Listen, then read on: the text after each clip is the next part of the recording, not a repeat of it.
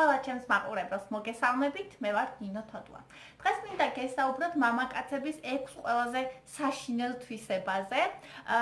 ბევრი გოგონასთვის იქნება ეს სასარგებლო, რადგან ურთიერთობის დასაწყისშივე შეძლებთ ყურადღება გაამახვილოთ ამ თვისებებზე, ამ თვისებების გამოვლინებაზე და შესაბამისად თავიდან აიცილოთ არასასურველი ურთიერთობა. მაშასე თუ გაინტერესებთ ეს ვიდეო, ეს საკითხი დარჩით ჩემთან ერთად. ჩემი აზრით, პირველი ყველაზე საშინელი თვისება მამაკაცის არის, როცა ის ქალზე ხელს წევს. ანუ რეალურად მამაკაცი არის ვინ? მამაკაცი არის მცველი. მამაკაცი იცავს საყვარელ ქალს და მამაკაცი იცავს თავის ბავშვებს. შემდეგ და ანუ მამაკაცი არის ის, ვინც თავისი მკერდით, თავისი სიცოცხლით, თავისი ყველა რესურსით იცავს და უნდა იცავდეს ქალს. ეს არის ნამდვილი, ძლიერი, სერიოზული, შემდგარი, კარგი მამაკაცის თვისება. ხოლო ის მეორე, საპირისპირო, მეორე მხარე. ანუ როცა მამაკაცი ხელს წევს საყვარელ ქალზე, როცა ცემს, როცა ამცირებს ადამიანს, რომელსაც უნდა იცავდეს. ეს არის ყველაზე საშინელება. რეალურად ასეთი ადამიანები, ჩემი აზრით, საკუთარ თვითშეფასებას იმაღლებენ ქალებთან და ბავშვებთან ძალადობით, რადგან არ აქვთ იმის ერთი ადგილი, რომ მამაკაცებს შორის დაიმკვიდრონ შესაბამისი ადგილი. და ეს არის ძალიან ცუდი, ანუ მე ძალიან ვაფასებს ჩვენ ქართველ მამაკაცებს და ძალიან ვფიქრობ, ძალიან მოსწონთ, იმიტომ სწორედ ამ მიზეზით მოსწონთ ძალიან სხვა ერის წარმომადგენელ ქალებს, ჩვენი მამაკაცების, სწორედ იმიტომ, რომ მრავალი საუკუნის მანძილზე ჩვენი ისტორია არის მტკიცებულება იმისა, როგორ იცავდნენ ქართველი მამაკაცები თავის მეუღლეს, თავის შვილებს, თავის მშობლებს, თავის დედასამშობლოს და თავის მიწას. ანუ რეალურად იმიტომაც იყვნენ ქართველი მამაკაცები ძალიან ძლიერები, რომ იბრძოდნენ ისე, რომ იცოდნენ მათ უკან ვინ იდგა, მათ უკან იდგნენ მათი ქალები და მათ უკან იდგნენ მათი ბავშვები. ამიტომ ქართველმა იცოდა, რომ უკან გზა არ ჰქონდა, ამიტომ იბრძოდა ისე, როგორც 5, როგორც 4, როგორც 3 ადამიანი და იყო ასეთი ძლიერი. ამიტომ, სწორედ ამიტომ, ეს არის ყველაზე დიდი, რასაც მე ქართველ მამაკაცში ვაფასებ და ეს არის ყველაზე საშინელი, რისით მე მამაკაცებში მეშინია, როცა მამაკაცი ხელს წევს ქალზე. როგორც წესი, ურთიერთობის დასაწყისში ის ბუნებრივია, ამას არ გამოავლეს და ეცდება პირიქით ყველანაირად დამალოს და თქვენ ვერ შეამჩნიოთ, რომ მას ეს ახასიათებს, მაგრამ თქვენ უნდა დააკვირდეთ, როცა რამე ისე არ ხდება, როგორც მას უნდა. თქვათ შეუყვეთეთ უკვე რესტორანში რაღაც კერძი და ამ დროს თქვენ რაღაც ამბავი გაიგეთ და სახლში მოგიწიათ წასვლა. ან თქვათ ბილეთები აიღეთ კინოთეატრში და უცებ თქვით, რომ რაღაც გამოჩნდა, რის გამოც უნდა წახვიდეთ და ანუ მას უკვე ნაყიდი აქვს ბილეთები, მას უკვე გადახდილი აქვს ფული და დააკვირდით ანუ მის რეაქციას, როგორი რეაქცია ექნება, როგორც წესი ასეთი მამაკაცები იწყებენ ენის შეჩვევით, ასე ვთქვათ, ანუ ცუდად გელაპარაკებიან, ცუდად მოგიხსენიებენ და ეს ჩანს უკვე ურთიერთობის დასაწყისში. აი ამის გაგრძელება დიდი ალბათობით შეიძლება იყოს ჯერ სიტყვიერი შეურაცხმყოფა, ამ სიტყვიერი შეურაცხყოფის გაძლიერება, გაღრმავება და შემდეგ უკვე ფიზიკურ შეურაცხყოფაზე გადასვლა. ამიტომ თუ ურთიერთობის მამაკაცი არ ურთიერთობის დასაწყისში მამაკაცი არ გექცევათ სათანადოდ, თუ არ ავლეს თქვენგანვე პატივისცემას, თავისი საქციელით, თავისი ჟესტიკულაციით, თავისი სიტყვებით, თავისი ყველაფრით. კიდევ ასეთ აუცილებელია ასეთ მამაკაცისგან თავის შორს დაიჭიროთ. კიდევ ასეთ მამაკაცებს ახასიათებთ, რომ უყვართ ძალიან ხელისკვრა და არწყმაკბენა და ესეთი უაზრო რაღაცეები და როგორც წესი სიმთვრალე აქვთ ცუდი. ამიტომ ურთიერთობის დასაწყისში აუცილებლად დააკვირდით, როგორ რეაგირებს ის სიტუაციებზე, რომელიც მას არ აწყობს, არ მოსწონს, რომელიც მას აბრაზებს, როცა ის თავს ვერ აკონტროლებს და თუ ამჩნევთ, რომ თქვენი მისამართით, თქვენი ახლობლების მისამართით ის იყენებს არასასურველ სიტყვებს, გამოთქმებს და ასე შემდეგ და აი ეს არის ერთჯერადი ხასიათის, აუცილებლად შეწყვიტეთ ამ ადამიანთან ურთიერთობა და დაფიქრდით, რაც არ უნდა მოგწონდეთ ეს ადამიანი. ჯერ დაფიქრდით, რატომ მოგწონთ. ცალკე ვიდეო შემოგთავაზებთ იმაზე, რატომ მოსწონთ ქალებს არაკაცები. და რატომ უყვარდება.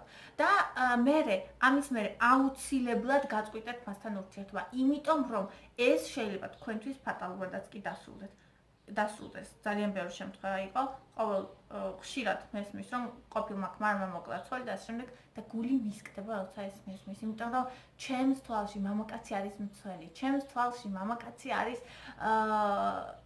ძალიან დიდი ძალა, ძალიან დიდი იმედი, ძალიან დიდი დასაყრდენი და როცა ეს იმედი, როცა ეს დასაყრდენი მოდის და გულში დანასკი ყავს, ამაზე საშინელება არაფერი არ არის. ამიტომ ძალიან დიდი ყურადღება მიაქციეთ, როგორ მამაკაცთან იწყებთ ურთიერთობას.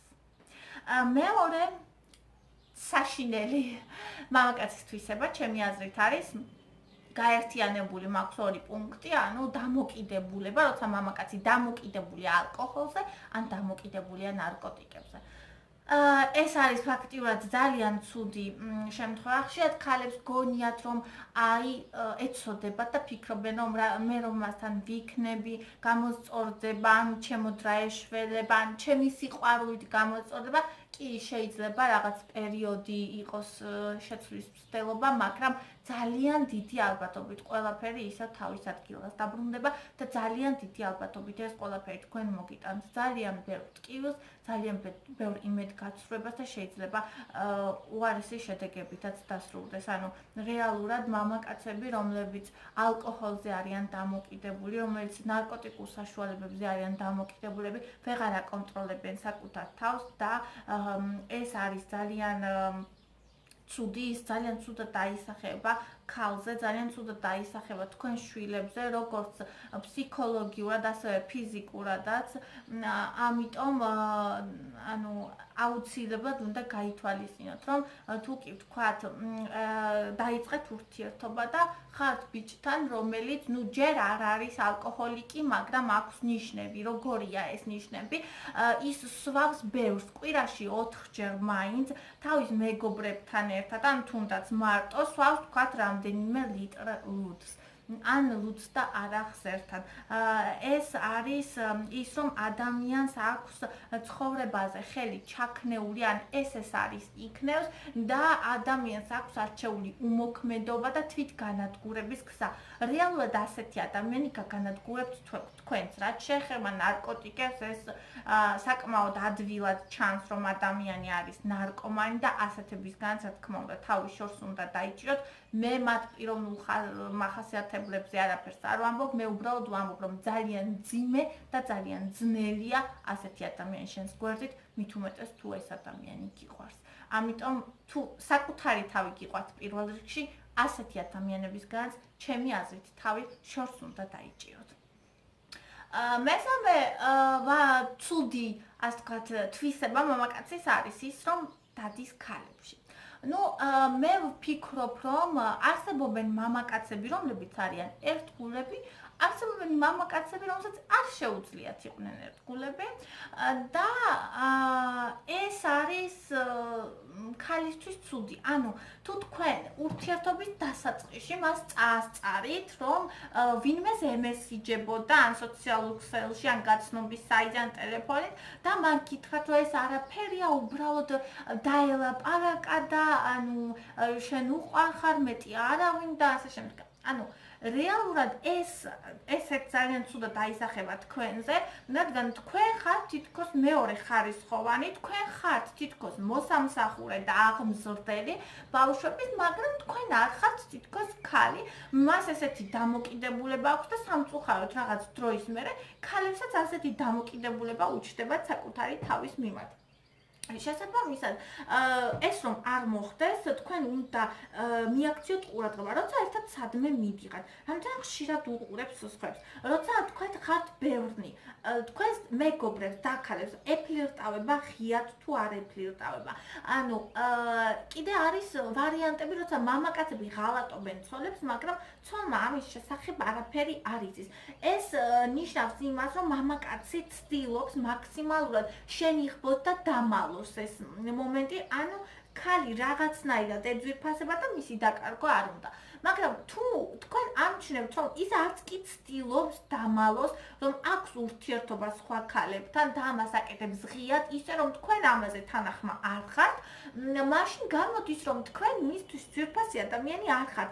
ანუ მას აქვს პოზიცია, წახვალ და წადი შენს ადგილს მალე დაიკავებ სხვა. რეალურად ასეთი ადამიანისთვის თქვენ ფასეულობა არ ხართ და მაშინ რატომ უნდა იცხოვროთ, რატომ უნდა დაუკავშიროთ ცხოვრება ადამიანს, ვისთვისაც თქვენ ფასეული არ ხართ, მაშინ როცა შეგიძლიათ მოძებნოთ ადამიანი, რომლისთვისაც თქვენ იქნებით ფასეულობა, რომლისთვისაც თქვენ იქნებით საყვარელი ქალი და რომელთანაც იქნებით ბედნიერი. დაფიქრდით ამაზე და პირველადად როცა ურთიერთობას იწყებთ, ის ბიჭია თქვენ კი გოგონა და შეყვარებულობა ეს არის უნდა დაიწყოს, დააკვირდით, რამდენად ხშირად უყურებს ქალებს თქვენი თანდასწრებით და რამდენად ხშირად ეფლირტება. შეიძლება გააყოლოს თვალი ქალს მამაკაცური ხასიათის თვისება და ეს არაფერია, შეიძლება გააყოლოს თვალი, მაგრამ არ დაიწყოს ფლირტი სხვასთან. თუ კი ის იწყებს ფლირტს სხვასთან, თუ კი მას აქვს მიმოწერა სოციალურ ქსელში და ტელეფონში სხვებთან, ეს არის უკვე საგანგაშო სიგნალი და ეს ნიშნავს იმას, რომ როცა თქვენ უკვე დაოჯახდებით, როცა თქვენ იქნებით, ვთქვათ, ორსულად მშობიარობის შემდეგ მოიმატებთ წონაში, ბავშვი იქნება პატარა, იქნებით მოუვლელი და ასე შემდეგ შედარებით, მაშინ რა მოხდება? დაფიქრდით ამ საკითხზე და თავიდან აიცილეთ ასეთი მამაკაცი. ახლა შემდეგი, მეოთხე, მამაკაცის საშინელი თვისება არის სიძუნწე. რეალურად მართლა. არსებობენ მამაკაცები, რომლებიც არიან ძალიან ძუნწები. აქ არ არის საუბარი იმაზე, რომ მამაკაცი აქეთ-იქით აბნევდეს ფულს და ახარჯებდეს ყველას. აქ საუბარია თქვენს და მის დამოკიდებულებაზე. ანუ რამდენად არის მზად დააკმაყოფილოს თქვენი რეალური მოთხოვნილებები, ისინი რაც ნამდვილად გჭირდებათ. აი მე ვიცი მაგალითები, სადაც ქმარი ცოლს არ აძლევს უფლებას ჩაიცვას კაბა, იმიტომ რომ ამისთვის საჭიროა კალგოტკა, ამისთვის საჭიროა უფრო დახვეწილი ფეხსაცმელი და საპარსი ბრიტვა. ახლა წარმოიდგინეთ, როგორი იქნება ამ ქალის ცხოვრება, რომელზეც მამაკაცს ენანება ფულის დახარჯვა. ჩვენ ქალებს გვიყვარს ტანსაცმლის ყიდვა. ჩვენ ქალებს გვიყვარს სახლის მოწყობა. ჩვენ ქალებს გვიყვარს, რომ გქონდეს აუცილებელი მინიმუმი და მეტიც.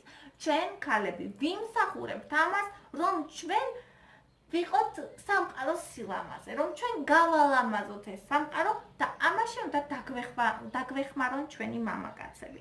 ანუ სიძუნწეში მე არ ვგულისხმობ, რომ რაღაც ძალიან დიდი რაოდენობით ფულის დახარჯვას, იმაშიაც რეალურად არ არის საჭირო, ეს არის ნორმალური დამოკიდებულება. მე ვგულისხმობ, როცა ენანება ფული თქვენთვის ისეთი რაღაცებისთვის, რაც თქვენ აუცილებლად გჭირდებათ, რაც თქვენთვის არის აუცილებლობა.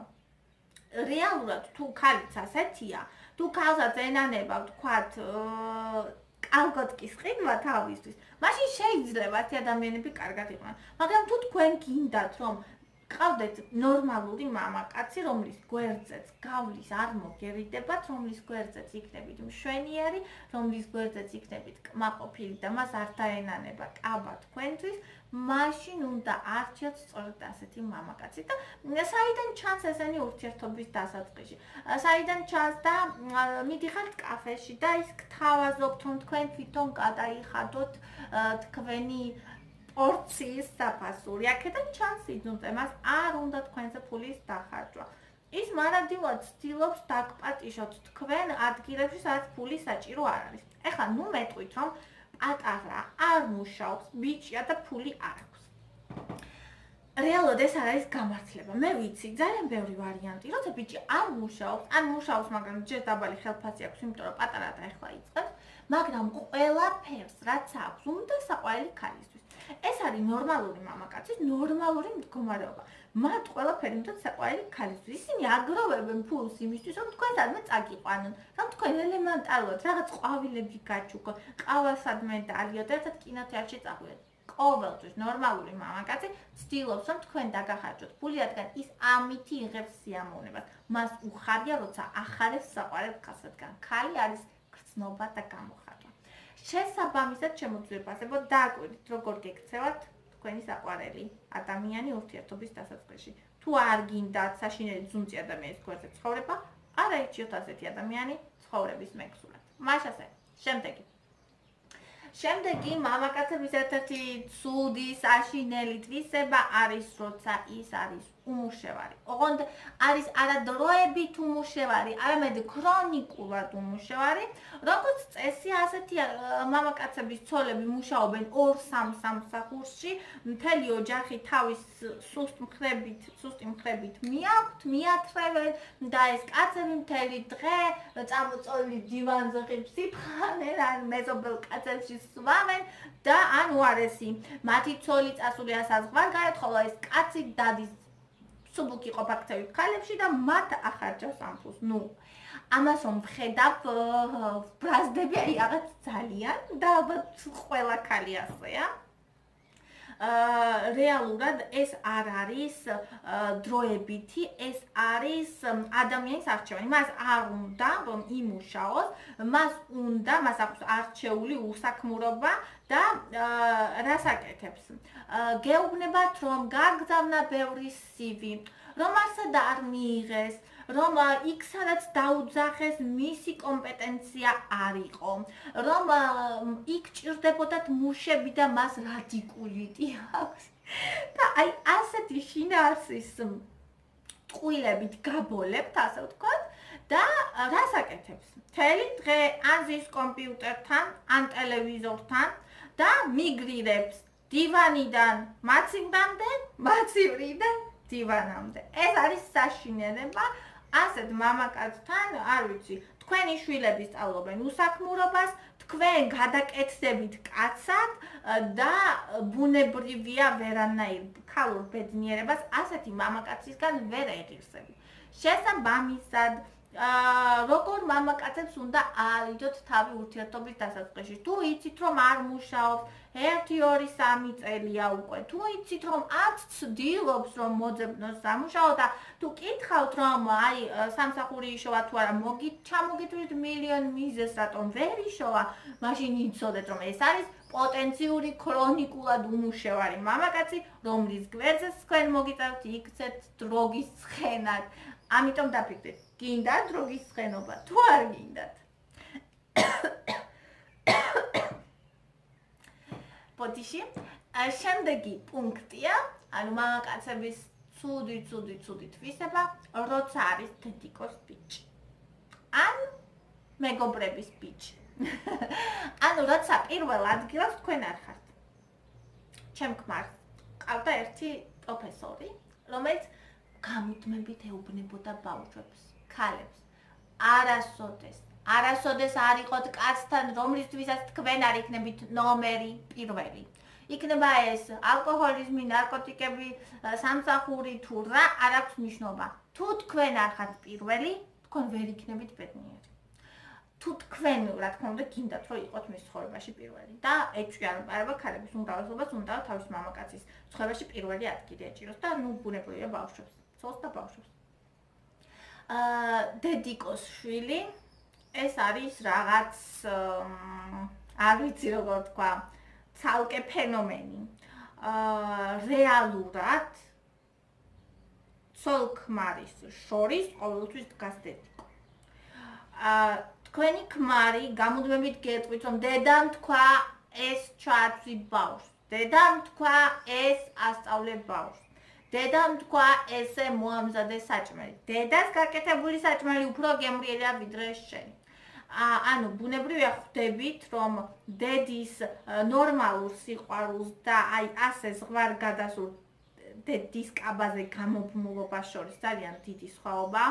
ბუნებრივია მამაკაც, რომელსაც საკუთარი დედა არ უყვარს, არავის შეყვარება არ შეუძლია, მაგრამ აქ საუბარია ავადმყოფურ ფორმაზე, როცა რეალურად ფაქტიურად ის და დედა არიან წყვილი, თქვენ ხართ დამატებითი მესამე და რეალურად თქვენ მისთვის არასოდეს არ იქნებით პირველ ადგილზე, ის ყოველთვის ივლის დედის ჭკუაზე, ყოველთვის უკმაყოფილო იქნება თქვენიც და რაც ყველაზე ცუდია. დიდი ალბათობით დედა წააქეზებს, რომ თქვენ ხართ ცუდი, მოუყვება ცუდ რაღაცეებს თქვენზე. შეიძლება ეს იყოს აბსოლუტურად გაუცნობიერებად და თქვენი ურთიერთობა ადრე თუ გვიან გაფუჭდება. და დამნაშავე კიდე იქნებით თქვენ, ანუ მე ვიცნობ ასეთ ადამიანს, რომელსაც ყავს ზუსტად 5 თუ 6 ცოლი ყავდა და ყველა ცოლი გააგდო, იმიტომ რომ დედასთან ერთად ცხოდა, დედას არ მოეწონა და ანუ რეალურად ბოლოს ცხოვრობდნენ, ანუ უარი თქვას თავის შვილებზე, საერთოდ არ კითხულობდა ამ შვილებს და ცხოვრობდნენ ის და დედა, ცხოვრობდნენ ბოლომდე, მოუარა კიდევაც ისე მოუარა დედას, ქალები რომ ვერ უვლიან ხოლმე და ანუ რეალურად ძალიან უყვარდა დედა და რეალურად სხვა არ ჭირდებოდა. ასეთი ადამიანები რეალურად უნდა ცხოვრობდნენ ერთად, იყვნენ ერთად და ასეთ შემთხვევაში არ დაზარავდებით არც თქვენ, არც ბავშვები. ასევე არის თუ პირველ ადგილს ყავს მაგალითად მეგობრები, სულ მეგობრებთან არის, სულ მათ ჭკუაზე დადის, რასაც ისინი ეტყვიან, რომ ყველაფერს ასრულებს და პირველივე დასტვენაზე ესევე გარბის. ანუ ესეც არის იმის ნიშანი, რომ თქვენ ვერასოდეს ვერ იქნებით პირველ ადგილზე, რასაც ისინი ასე ვთქვათ, აიხირებენ და მოინდომებენ ყოველთვის გააკეთებს მიუხედავად თქვენი წინააღმდეგობისა, მიუხედავად თქვენი სურვილისა და თქვენ მისთვის ვერასოდეს ვერ იქნებით პირველ ადგილზე. ასე რომ ჩემო ძვირფასებო, ერიდეთ მამაკაცებს, რომლისთვისაც პირველ ადგილზე თქვენ ვერ იქნებით. ახლა როგორ უნდა გაიგოთ ურთიერთობის დასაწყისში, რომ ის ასეთი ადამიანია, თუ კი თქვათ, სადმე ხართ ერთად და ძალიან მნიშვნელოვან ადგილას. თქვენთვის მნიშვნელოვან ადგილას კინოში ან რესტორანში და გირეკავთ, თქვათ, ან კაფეში თუნდაც გურეკავს ტელეფონი, ურეკავს დედიკო, ვაიმე ჩქარა, მოდი რაღაცა ცნება გამიზამე რაღაც, ანუ მუხურით მოთრეული მიზეზი და ის წამოხტება და გარბის გტოვებთ თქვენ ასე და მიდის დედასთან. და სულ ლაპარაკობს ძალიან ხშირად დედაზე, ან მეგობრებთან აქვს ეს დამოკიდებულება, დაურეკავენ თუ არა გარბის, თქვენ გტოვებთ და ბოლო მომენტამდე არ გაცნობთ თქვენ მათ, იმიტომ რომ გაკვირდებათ, აბა მოეწონები თუ არა დედას, მოეწონები თუ არა მის მეგობრებს და მხოლოდ ამის შემდეგ რაც დარწმუნდება, რომ ისიც ხარ დედას ან მეგობრებს მოეწონები, მერე გაგაცნობს და ანუ ჯერ კარგად გაკვირდება შესაბამისობაში მოდიხარ თუ არა და მე თუ მაგალითად ღმერთმა არ ქნას და არ მოეწონე, ამ შემთხვევაში თქვენი ურთიერთობა ძალიან გაფუჭდება და ნუ არ ვიცი როგორ გაგრძელდება. არის ხოლმე მომენტები, რომ რაღაც მომენტი გამოეშვებიან ხოლმე ასე ვთქვათ იმ ზეგავლენას, რომლის ქვეშაც არიან და თქვენთან მოდიან, თუმცა ამ რაღაც პერიოდის გადავლის შემდეგ ისევ ბრუნდებიან თავისი ზეგავლენის ქვეშ. ამიტომ აქაც დააკვირდით, ნუ გაიუბედურებთ თავს, რა თქინდათ მამაკაცი, რომლისთვისაც პირველ ადგილს თქვენ ვერასოდეს ვერ იქნებით, რა თქინდათ მამაკაცი, რომლის ცოლის ფაქტიურად თქვენ ვერ იქნებით და თქვენს როლს, თქვენს ადგილს ყოველთვის დაიკავებს სხვა, ყოველთვის ყველაზე მნიშვნელოვანი ადამიანი იქნება სხვა და ბუნებრივია. თქვენ და თქვენი შვილები იქნებით მეორე, მესამე ადგილებზე. ეს არც ერთ ქალს არ გვაწყობს.